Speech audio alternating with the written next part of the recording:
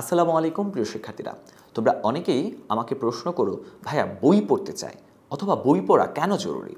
তোমরা কি জানো আমাদের এই বই পড়ার ফলে আমাদের যে মস্তিষ্কের যে চিন্তা শক্তি সেটা কিন্তু অনেক বেশি পরিমাণে বৃদ্ধি পায়।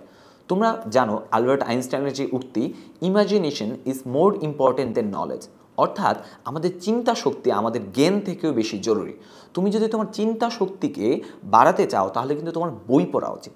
তুমি যখন ধরো একটি বইয়ে পড়বা যে নীল আকাশ, সেই সঙ্গে কিন্তু নীল আকাশ যে শব্দটির সঙ্গে তোমার মস্তিষ্কে একটি অবয়ব তৈরি হবে নীল আকাশের।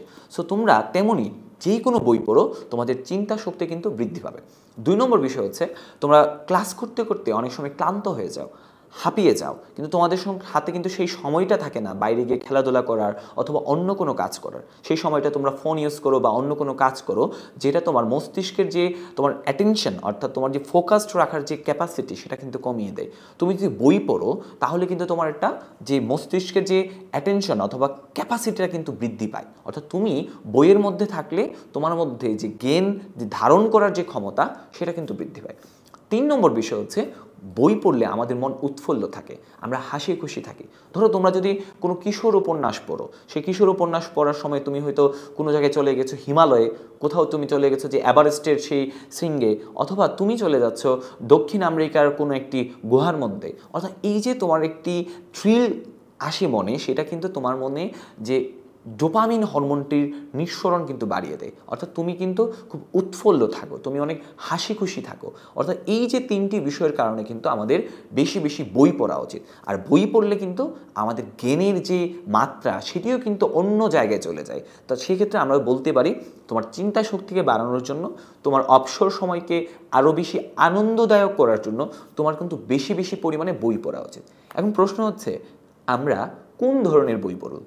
দেখো, প্রত্যেকটা বয়সে কিন্তু বই পড়ার নির্দিষ্ট মাত্রা রয়েছে বা প্রত্যেকটা বয়সের বই পড়ার নির্দিষ্ট মাপকাঠি রয়েছে। তুমি যদি ধরো ক্লাস 6 থেকে তুমি 10 পর্যন্ত যে সময়টা, এই সময় তুমি হচ্ছে সেবা প্রকাশনীর বই পড়তে পারো, অথবা 3 গোয়েন্দা পড়তে পারো, মাসুদ রানা সিরিজ পড়তে পারো, অথবা তুমি কোনো কিশোর উপন্যাস পড়তে পারো। আবার তুমি যদি 11-12-এ থাকো, তুমি চাইলে হচ্ছে কোনো নন ফিকশন বই, যেগুলো প্রবন্ধ, কাজী নজরুল ইসলামের প্রবন্ধ পড়তে পারো, অথবা বঙ্কিমচন্দ্রের কমলাকান্তের দপ্তর পড়তে পারো, অথবা তুমি জীবনানন্দ দাশের কবিতাও পড়তে পারো। সো তোমার যেই আগ্রহের জায়গা, অথবা তুমি হুমায়ুন আহমেদের উপন্যাসও পড়তে পারো, হিমু সমগ্র, মিসির আলী সমগ্র, অথবা অন্য যে কোনো উপন্যাস তুমি পড়তে পারো। সো তোমরা 3 নম্বর প্রশ্ন যেটা তোমরা সবসময় করো সেটা হচ্ছে যে বই পড়া শুরু করব কিভাবে। প্রথম কথা হচ্ছে, তোমাকে শুরু করে দিতে হবে। একটা চাইনিজ ভাষায় একটা প্রভাব রয়েছে যে a journey of 1000 mile starts with a single steps, অর্থাৎ 100 মাইলের 1000 মাইলের জার্নি কিন্তু একটা ছোট্ট স্টেপসের মাধ্যমে শুরু হয়। সেক্ষেত্রে তুমি যে কোনো বই নিয়ে পড়াটা শুরু করে দিতে হবে।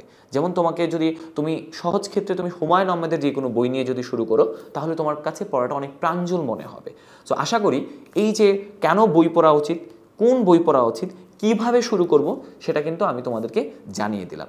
নেক্সট কোনো ভিডিওতে আমরা আলোচনা করব বই কিভাবে দাগিয়ে দাগিয়ে পড়তে পারো, বই থেকে কীভাবে তুমি নোট নিতে পারো। সুতরাং তোমরা বই পড়ার জার্নিগুলো সুন্দর হোক, সাবলীল হোক, এবং বই পড়ে তোমরা বড় মানুষ হও, সেই কামনাই আমরা করি।